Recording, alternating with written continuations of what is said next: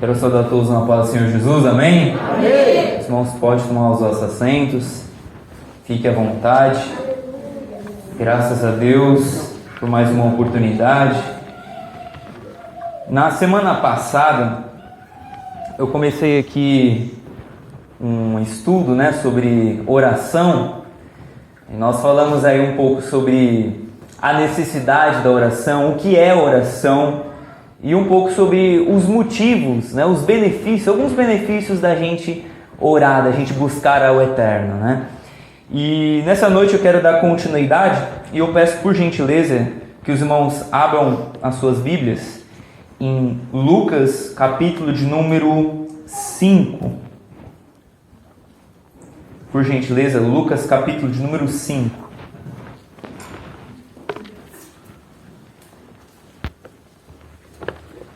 Glória a Deus. Deus é fiel o tempo todo. Aleluia! Evangelho segundo escreveu Lucas, capítulo de número 5. Nós vamos ler o versículo de número 15 e 16. E depois nós vamos ler também Marcos 1, 35. Amém?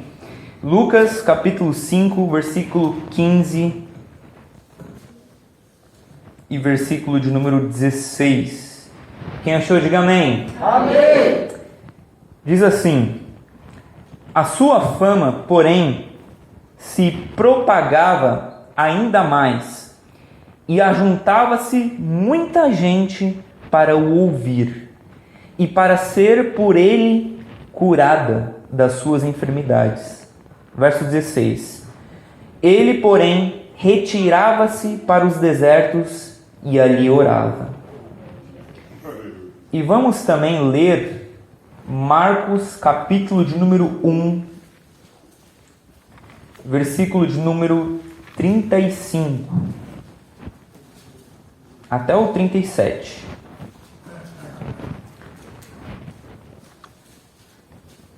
Evangelho segundo escreveu Marcos, capítulo 1, versículo de número 35, que diz o seguinte: Marcos 1, 35. E levantando-se de manhã, muito cedo, fazendo ainda escuro, saiu e foi para um lugar deserto, e ali orava. E seguiram-no Simão e os que com ele estavam, e, achando-o, lhe disseram: todos te buscam. Amém? Só até aqui. Nessa noite, irmãos, eu quero falar sobre como nós podemos fazer a oração uma prática regular. Como nós podemos transformar a oração em um hábito, para a glória de Deus. Amém? A gente então leu dois textos muito interessantes sobre a vida de Jesus. Oração não é algo que a gente deve apenas discursar, falar, mas é algo que, sobretudo, a gente deve praticar. A gente fala muito sobre a importância da oração, o que é a oração, mas a gente precisa praticar isso dia a dia. E Jesus, mais do que falar sobre a importância de orar, sobre o porquê a gente deve orar, como a gente deve orar, Jesus, ele orava. E não orava pouco, ele orava muito. E você vai notar que quando ele ensina sobre oração, as suas palavras são ricas, são belas. Mas mesmo quando ele ficava calado, ele ainda dava uma aula de vida. Ele ainda mostrava o exemplo. Só que olha que interessante. Talvez muitos de nós usamos como desculpa ou argumento para não orar o fato das nossas vidas serem muito corridas. Eu sou uma pessoa muito ocupada. Aí você fala, eu tenho inglês, eu tenho judô, eu tenho escola, eu tenho faculdade, eu tenho trabalho, eu tenho casa para cuidar, eu tenho muita coisa para fazer. E se a gente notar, Jesus aqui, ele não parece que a agenda dele era vazia, Você não vai perceber que o dia de Jesus era coçar a cabeça o dia todo. A passagem que eu li de Marcos capítulo 1, no versículo 37, o que Pedro fala? O que os discípulos falaram para ele? E achando, lhe disseram: todos te buscam. Ou seja, Jesus, a fama dele cresceu tanto que muita gente ia para ser curada, para ouvir o evangelho, e ele se retirava. Ele falava: não, peraí. Agora, a pergunta é: se Jesus ficasse e pregasse e curasse, ele estaria fazendo algo inútil? Não. Ele estaria fazendo algo indigno? Não. Mas mesmo as coisas mais dignas e úteis, às vezes, podem ser empecilhos para a gente estar na presença de Deus. Até o fato de você fazer para Deus pode te impedir de estar com Ele algumas vezes. É verdade. É verdade. Às vezes, muita gente acaba se ocupando muito em querer fazer para Deus e esquece de estar com Ele, de ter aquele momento delicioso, maravilhoso, de você sentir a presença dEle. Aleluia! Você vai notar que os discípulos, vendo isso, vendo o exemplo do mestre, eles também aprenderam e seguiram. Se você ler Atos capítulo 6, você vai notar que as viúvas começaram a aumentar, o evangelho começou a crescer, e os discípulos, que agora eram apóstolos, eles estavam muito ocupados em cuidar das viúvas. E não era errado, cuidar das viúvas é algo ruim? Não, é muito bom. Só que estava atrapalhando eles de se dedicarem ao estudo das Escrituras e a orar. O que ele diz no versículo 4? Atos 6, versículo 4. E nós nos consagraremos à oração e ao ministério da palavra. Aleluia! Ele fala assim: olha, estabeleçam aí diáconos que possam cuidar disso. É algo muito importante, mas orar e buscar a Deus também é. Então a gente precisa saber dar prioridade e saber cuidar disso. Agora, também tem um outro ponto, gente. A gente pode falar de oração, pode falar que é importante, que é bom, que a gente tem momentos que, assim, são maravilhosos, mas a gente tem que lembrar também que oração não é um exercício fácil. Na realidade, eu concordo com o Dr. Martyn Lloyd-Jones que a oração é o exercício mais difícil. É um dos exercícios mais complexos. Por quê? Se a gente nota, por exemplo, no Sermão do Monte, Mateus capítulo de número 6, Jesus está falando de algumas disciplinas espirituais. A primeira que ele fala é o ato de dar esmolas, né? O que faça sua mão direita não permita que a esquerda veja. Ele fala lá de dar esmola, como que os fariseus davam esmolas. Aí ele fala da oração e logo em seguida ele fala sobre o jejum. Beleza. Só que jejum e dar esmola, até o homem natural faz. Até quem não é crente pode acabar. Tem gente que parece que nasce com o dom da generosidade, né? Tem gente que é muito empática e dá esmolas e ajuda e se importa e é empática. E também tem muita gente que tem uma autodisciplina muito admirável. Consegue se controlar, consegue até fazer jejum propriamente dito. Agora, orar é um dos exercícios mais difíceis. E aí, eu vou dar algumas respostas do porquê isso é difícil. A primeira, tem algo com a nossa natureza. A nossa natureza, ela já nos inclina, já nos tendencia para o mal e para coisas que não são as coisas espirituais. O apóstolo Paulo fala em Gálatas sobre essa guerra, esse conflito que a gente tem entre o espírito e a carne. A nossa carne já não quer isso. E, por outro lado, a gente tem o diabo, o mundo, tudo oferecendo oportunidades da gente se distrair, da gente não pensar e da gente não orar. Então a gente tem esses conflitos desses dois lados. Por isso que a oração muitas vezes é difícil. Mas vamos aprender um pouco com Jesus. Jesus, o que ele fazia? Marcos 1:35. E levantando-se de manhã, muito cedo, fazendo ainda escuro, saiu e foi para um lugar deserto e ali orava. Então vamos aprender com Jesus. Como que a gente faz para tornar a oração um hábito em nossa vida? Primeiro, estabeleça a oração como uma prioridade na sua vida. Prioridade. Tem que ser algo essencial, sem o qual o seu dia não é a mesma coisa. Aqui na terra, Jesus estava cheio de gente. O que ele fazia? Ele se retirava, ia para o deserto, ia para o monte. Ele achava algum jeito de estar com o Pai. Mas olha que interessante, irmãos, presta atenção. Olha isso. Quem é Jesus? Jesus é Deus. Mas até Deus, quando em forma humana, não quer ser homem sem comunhão com o Pai. Jesus é Deus, mas até Deus, quando em forma humana, não quer ser homem sem comunhão com o Pai. E nós, sendo homens, achando que somos super-homens, achamos que podemos viver sem o Pai.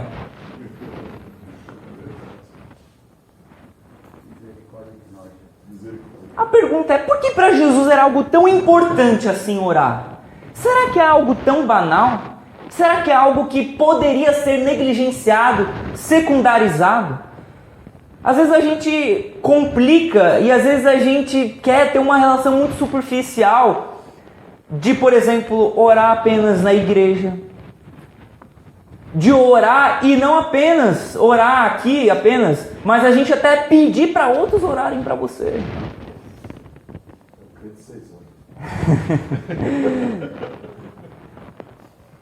Tem muita igreja que acaba o culto, tem aquela fila imensa, e eu não estou dizendo que é errado você pedir oração, que você peça oração para alguém, mas você mesmo está buscando a Deus? Porque se você, por si mesmo, também não está desenvolvendo um relacionamento com Deus, o seu pedido é fraco. O quanto que você quer que Deus realize algo na sua vida? O quanto que você quer que a sua vida mude, que as coisas aconteçam, que milagres aconteçam? Parece que não quer muito não, né? Porque quando a gente ora, a gente está mostrando o quanto nós queremos a intervenção de Deus na nossa vida. Quando a gente ora, nós estamos mostrando o quanto nós queremos respostas de Deus. O problema não é você vir aos poucos e alguns dias. O problema é você tornar isso um hábito, uma rotina. Como foi lido aqui pela nossa irmã, Salmo 91, como que é o primeiro versículo do Salmo 91? Aquele que habita. O que Deus quer não é que você venha fazer visitas na sua presença. Ele quer que você venha morar, habitar na presença dele. É forte. Não deve ser algo esporádico, algo inusitado, algo que seja um evento raro, mas tem que ser todo dia.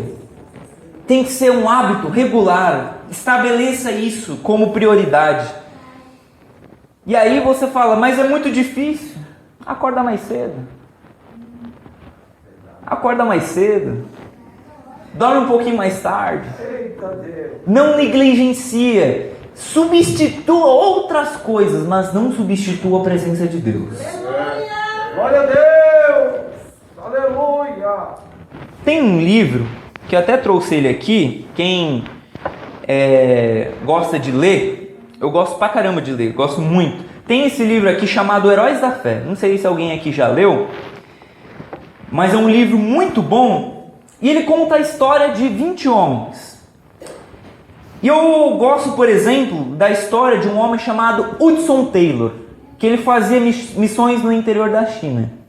E segundo a história dele, diz que o sol nunca nascia sem que Hudson Taylor estivesse de joelhos orando a Deus. Antes do sol nascer, ele levantava, igual Jesus aqui, conforme está escrito aqui, muito cedo, ainda escuro, o sol ainda não nasceu, ele já estava ali buscando a Deus. Aleluia! Meu Deus, glória a Deus, meu Pai. Martinho Lutero, acho que todos nós aqui já ouvimos falar de Martinho Lutero. Antes dele ir para a aula, ele ia para a igreja buscar a Deus. E ele tinha um lema com ele que era o seguinte: orar bem é a melhor parte dos meus estudos. Antes de estudar, antes de me colocar para absorver conhecimentos, ideias, eu vou orar aquele que é o dono de todo conhecimento. Glória a Deus. Portanto, irmãos, orar revela o quanto que para nós é importante estar na presença de Deus. Muitas vezes, eu gosto dessa ideia também do Neil Barreto, que ele fala que às vezes a gente trata Deus como um mendigo que quer ser tratado como príncipe, né? Como é que a gente trata o mendigo? A gente dá tudo para ele? Não, a gente dá o resto. Sobrou uma graninha aqui, a gente dá para o mendigo. A gente dá o resto do nosso tempo, o resto da nossa força, o resto do nosso dia. Meu Deus! E queremos ser tratados como príncipe. É verdade, como prioridade na presença de Deus, como um filho. Meu Deus do céu, é verdade. Ai, meu Pai, me converta. Me converta. Jesus amado. Uma segunda coisa que a gente pode fazer é orar as orações escritas e escrever as nossas orações. Então a primeira coisa que eu falei aqui é de colocar a oração como prioridade. A segunda, para a gente transformar a oração em um hábito regular, é orar as orações já escritas. Por exemplo, o livro dos Salmos. Por que Salmos está na Bíblia? Se a gente está falando que a Bíblia é a palavra de Deus, os Salmos são orações a Deus, são orações humanas. Por que o Salmo está lá? Porque com o que a gente pode entender é que Deus ele deixou um livro para mostrar como ele quer ser invocado. Aleluia! Os Salmos são registros de orações de grandes homens de Deus que mostram como Deus ele quer ser invocado. Então você pode, por exemplo, orar Salmos. Você pode se inspirar nele, pode pegar ideias, porque lá mostra como que Deus quer ser invocado. E outra coisa, escrever a oração. A gente tinha muito isso antigamente, né? Eu não sei se alguém aqui tem esse hábito, mas eu peguei esse hábito depois que eu inclusive li esse livro sobre escrever as suas orações. Você ter memórias das suas orações. Um cara que fazia muito isso nesse livro chama-se George Miller. George Miller ele foi muito conhecido por cuidar de órfãos. Ele tinha esse cuidado, ele cuidava de órfãos. E aí, ele tinha o hábito de colocar e escrever as suas orações. Ele colocava a oração e o dia que ele pediu. No final da vida dele, somaram mais de 3.000 orações respondidas.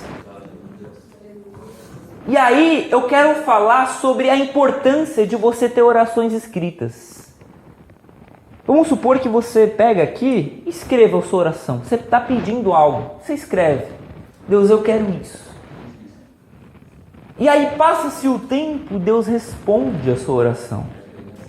E aí você, de repente, lendo lá o seu caderno de orações, você, nossa, eu lembro de ter pedido isso aqui e Deus me respondeu. E aí você vai e ora de novo por outra coisa. Ou seja, você saber escrever a sua oração significa que quando Deus te responde, você tem mais fé para perguntar, para orar de novo. Porque você vai saber que Deus é um Deus de respostas. Glória a Deus! Você vai ter escrito respostas a orações que você já fez, às vezes há muito tempo, Deus te respondeu e agora eu vou orar de novo porque eu sei que Deus vai me responder de novo. Meu Deus! Aleluia! Escrever orações. Às vezes você não precisa escrever aquela poesia, né? Mas coloca lá o nome de uma pessoa.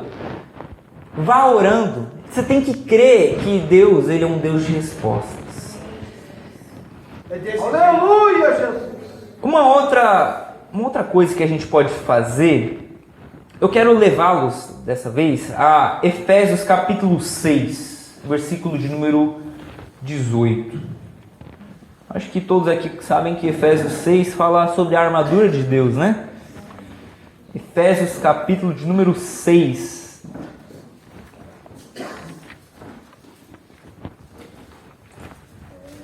Então, primeiro, coloque a oração como prioridade. Segundo, ore as orações escritas e escreva também as suas orações. E terceiro, ore em espírito. Aprenda a orar em espírito. Efésios capítulo 6, versículo de número 18. Olha o que está escrito aí. Tu és fiel, Deus! Vê se não está escrito assim. Efésios 6, 18. Orando em todo o tempo, com toda oração e súplica no Espírito, e vigiando nisso com toda a perseverança e súplica por todos os santos. Vamos parar para pensar um pouquinho aqui. O apóstolo Paulo, ele pega um soldado romano que tinha lá sua armadura e ele traz uma analogia, uma imagem. Como que deve ser a armadura cristã? Ele pega lá o soldado romano, pega cada peça dele e transporta isso para o mundo espiritual e fala, ó, tem que ter fé, tem que ter justiça, andar na verdade.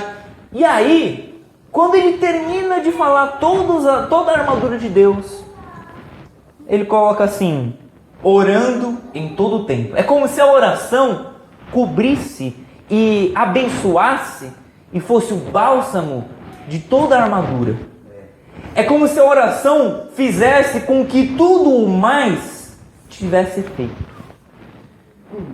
Aleluia! E aí ele diz, olha, não esqueça, orando em quando? Em todo tempo. Em todo o tempo. Aí você pergunta, mas como que eu vou orar em todo o tempo? Orar em todo o tempo, a gente pode fazer à medida em que a gente ora no Espírito. A gente tem que se habituar a isso. Orar no Espírito. Tá indo para a faculdade, para a pós, para a graduação? Tá esperando lá o ônibus? Vá orando. Deus abençoe, me guarde, me livre, me abençoe para que eu possa chegar bem. Orando. Você está estudando lá? Está absorvendo mais conhecimento? Deus, que o Senhor me abençoe nos meus estudos. Que esse conhecimento possa ser útil para a minha vida e para a vida de outros, aos quais eu possa compartilhar esse conhecimento. Você está indo para o trabalho? Peça a Deus que abençoe o seu trabalho, para que você seja produtivo, exemplar, para que você possa compartilhar, quem sabe, o Evangelho em algum momento. Você está saindo do trabalho? Está esperando o ônibus? Ora de novo. Ou seja, cria o hábito de, em todo o tempo, a sua mente buscar a Deus. Aleluia! Buscar a Deus tem que ser algo a todo instante. A gente nunca sabe. John Piper, ele diz uma frase que ele diz o seguinte: nós oraríamos muito mais se nós soubéssemos que a vida é uma grande batalha. Você nunca sabe o que está acontecendo no mundo espiritual. Você nunca sabe o que está por vir. A vida é imprevisível. De tal forma que nós precisamos estar preparados em oração. E aí ele diz, e vigiando nisso, fazendo isso um hábito, todo dia, todo instante, vigiando para que você venha orar e não venha ser pego de surpresa. Orar em todo tempo. Um exemplo bíblico disso, a gente pode citar Neemias. Neemias capítulo 2, quando capítulo 1, ele tem a notícia sobre os seus irmãos em Jerusalém. No capítulo 2, ele está na presença do rei Artaxerxes. Quando ele está na presença do rei, o rei fala, por que você está com o rosto abatido? E aí a Bíblia diz que, então orei ao Deus dos céus. Ou seja, ele se ajoelhou ali? Não. Ele parou assim? Não. Ele orou em espírito. Orei ao Deus dos céus. É nesses momentos que você muitas vezes é pego de surpresa. Busque a Deus. Faz total diferença, irmãos. Faz total diferença você buscar a Deus em todos os momentos. De repente você para no seu dia e começa a adorar a Deus. Deus, Tu és grande, Tu és maravilhoso, Tu és eterno, Tu és tremendo, Tu estás no controle de todas as coisas. Às vezes seu dia está sendo turbulento, está sendo problema atrás de problema. Você para um pouco e começa a adorar a Deus, a lembrar do quão grande, do quão maravilhoso, do quão excelso é Ele. Seus problemas vão ficando diminuindo, vão diminuindo. Crie esse hábito, igreja. Crie esse hábito. 1 Tessalonicenses 5,18 diz que orai sem cessar, sem parar. Uma outra coisa que eu diria para a gente ter o hábito de orar é ter um pouco de paciência com a gente mesmo. Ter um pouco de paciência. Por quê? Às vezes a gente, no afã de querer orar muito, a gente vai lá, às vezes ora 1 hora naquele dia. Aí chega no dia seguinte, ora 10 minutos, 5. E aí, tudo bem? Pai? E assim, é natural. A oração não é algo fácil. E é interessante pensar sobre isso. Por que a oração deveria ser algo fácil? As coisas mais belas e mais valiosas que você vai encontrar na vida não vão vir fácil. Não vão vir fácil. As coisas que você quer conquistar, vai ter que ralar um pouco, vai ter que se esforçar. Eu falei aqui na semana retrasada, né? Que a oração, ela traz a paz que excede todo o entendimento. Aí a pergunta é, aquilo que vai te dar a paz que excede a todo o entendimento, que vai te trazer resposta de Deus, que vai te dar poder espiritual, você acha que deveria vir fácil? É verdade. Ou você acha que deveria ser buscado dia a dia, todo dia, se esforçando um pouquinho mais? Então, tenha um pouco de paciência. O A.W. Tozer, ele diz que a gente deve orar, orar, orar, até aprender a orar de verdade.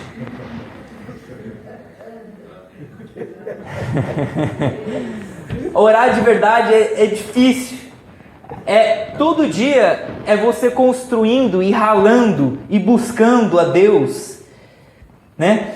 E por último, eu diria o seguinte: elimine as distrações E aquelas que você não conseguir eliminar, traga para a sua oração. Vou explicar. A oração é um exercício que ele deve ser feito de forma espiritual. Você deve eliminar todas as distrações. Como que Jesus fazia isso? Jesus, ele ia para lugares desertos. Ele ia para o monte. Quando ele ensinou a orar, Mateus 6,6, ele diz: tu, quando orares, fecha a porta do teu quarto. Ou seja, tira as distrações.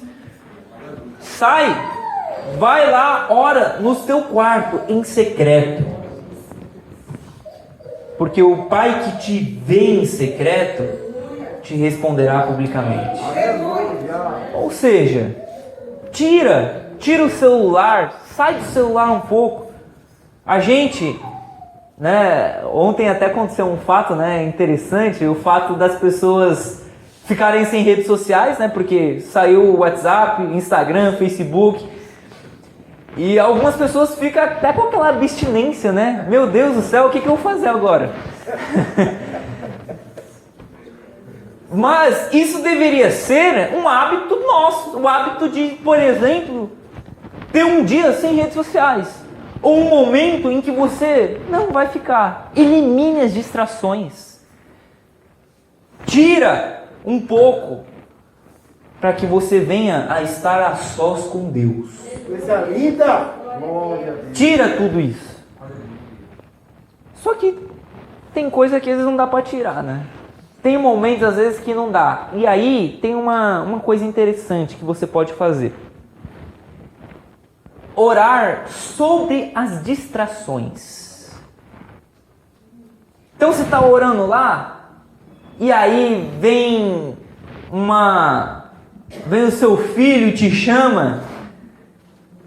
Ô mãe. Aí você começa a orar pelo seu filho. Ô Deus, abençoa o teu servo. Quando é outra pessoa, começa a orar para essa pessoa. Às vezes a gente tem umas distrações que são externas, barulho, alguma coisa. E às vezes a gente tem distrações internas. Às vezes você está tentando orar, mas só que a sua mente é sequestrada por um pensamento, por um sentimento, por uma lembrança. Ore sobre isso. É verdade, Jesus. Algumas das lembranças que vêm à sua mente é porque Deus quer que você ore sobre essas pessoas. Deus, Senhor da Já aconteceu de você orar e você, meu Deus, eu lembrei dessa pessoa. Às vezes, enquanto você ora, Deus movimenta o seu pensamento para que você venha lembrar de outras pessoas e orar por essas pessoas. Aleluia! Você lembra, você sente, você começa a perceber, ou seja, é uma distração. Mas se você flutuar nela, você vai se distrair mesmo. Mas se você pegar ela e trazer para o seu momento com Deus, você vai estar não apenas orando, mas estará trazendo isso de tal forma que isso não vai te impedir e te distrair do foco central, que é buscar a presença de Deus. Glória a Deus! Aleluia! Orar sobre isso é importante. De tal maneira, igreja, que todo dia a gente precisa aprender a saber que é assim, se você substituir isso, a oração, você vai estar deixando de conhecer a Deus um pouco mais. Você estará mais vulnerável espiritualmente. A oração não é uma opção, é uma necessidade. Da mesma forma que comer. Você não pensa se você vai comer hoje ou não. Você não pensa se você vai escovar os dentes, tomar o banho. Você não pensa sobre essas coisas. Por quê? Porque é necessidade. E a oração deveria ser, para nós, uma necessidade de verdade. Já é algo necessário, mas às vezes a gente não encara isso como necessidade. De tal maneira que, assim, É verdade. enquanto a gente não aprender a buscar a Deus de verdade, a gente vai cair espiritualmente. Deus é eterno. Eu quero concluir lembrando um texto que eu falei na semana passada. A oração, ela transforma o meu encontro com Jesus em relacionamento. É quando você para um momento do seu dia para se relacionar com Deus. E assim, muitas das vezes você vai orar e vai vir aquela sensação maravilhosa. Você ora, você sente a presença de Deus, mas vai ter dia que você vai orar e você não vai sentir nada. E nem por isso a sua oração deixará de ser espiritual. C.S. Lewis, ele fala uma coisa que eu acho muito interessante.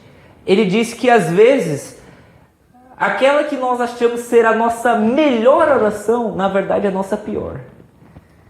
Às vezes quando você acha que você está orando bem, meu Deus, nossa, olha as palavras que eu estou dizendo aqui para Deus. Às vezes Deus não está nem olhando para isso. Meu Deus! Obrigado, Jesus. Da mesma forma que orar em quantidade também não significa aprovação de Deus. Tem muita gente que ora 1 hora, mas não está orando da forma que Deus quer. Se você olhar atentamente Mateus 6,6, que foi o texto que eu citei aqui, olha o que Jesus ele diz: tu, quando orares, fecha a porta do teu quarto, porque o Pai que te vê. Por que não é o Pai que te ouve em secreto? Você não está orando, você não está falando com Deus? Não deveria ser o Deus que te ouve, não. É o Deus que te vê. Por quê? Porque enquanto você está orando, mais do que ouvir o que você está falando, Deus está vendo o seu coração. Coisa linda. Deus está vendo as suas intenções. Glória a Jesus. Deus está vendo o como você está de joelhos diante dele. Aleluia, aleluia. Isso é interessante. Glória a Deus. Por quê? Porque antes da gente orar, a gente tem que saber a quem nós estamos nos dirigindo. A quem nós estamos nos endereçando. É aquele que conhece o meu pensamento, meu sentimento, minhas emoções, a minha vida. Você vai notar, por exemplo, que quando Jesus ele fala as cartas de Apocalipse, em Apocalipse, capítulo do 1 ao 3, ele fala sempre assim: eu sei as tuas obras. Eu sei. Não é algo que alguém está me falando. Não é algo que eu descobri assim. Não, eu sei as tuas obras. Eu conheço. Eu estou te vendo. Eu esquadrinho o seu pensamento. Aleluia, aleluia. Coisa linda. Você quer ver algo interessante? Às vezes a gente entende até em direta de Facebook, né? Às vezes você vê lá alguém postando uma coisa e fala: ih, já até sei isso aqui. E aí, você acha que Deus, ele não vai saber quando você não está sendo sincero com ele? Se nós sabemos quando alguém não está sendo às vezes sincero com a gente, você acha que Deus não vai saber quando o seu coração não está totalmente nele? De tal forma, irmãos, que a gente precisa buscar mais ao Eterno e buscar com verdade. Eu oro para que Deus ele venha nos abençoar com pão, que é Ele, e com água. Mas, sobretudo, que Ele venha nos abençoar com sede e com fome. Eu concluo com um texto de Provérbios 27:7. Provérbios 27:7, Salomão diz: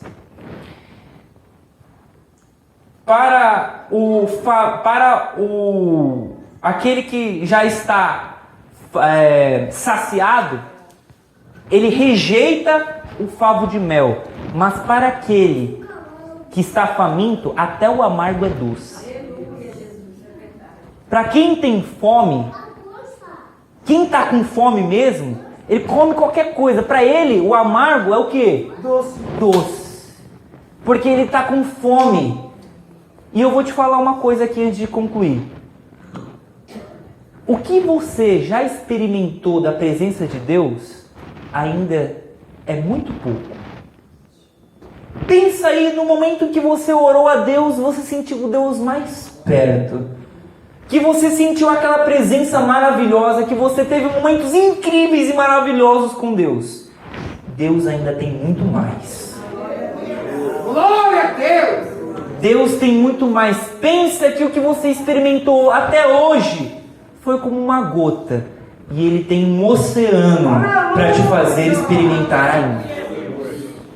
De tal forma que peça a Deus mais fome, peça a Deus mais sede, para que a gente venha ter mais dele e beber da água viva. Amém? Que Deus em Cristo abençoe. Glória a Deus! Agradeço por dar em nome do Senhor Jesus.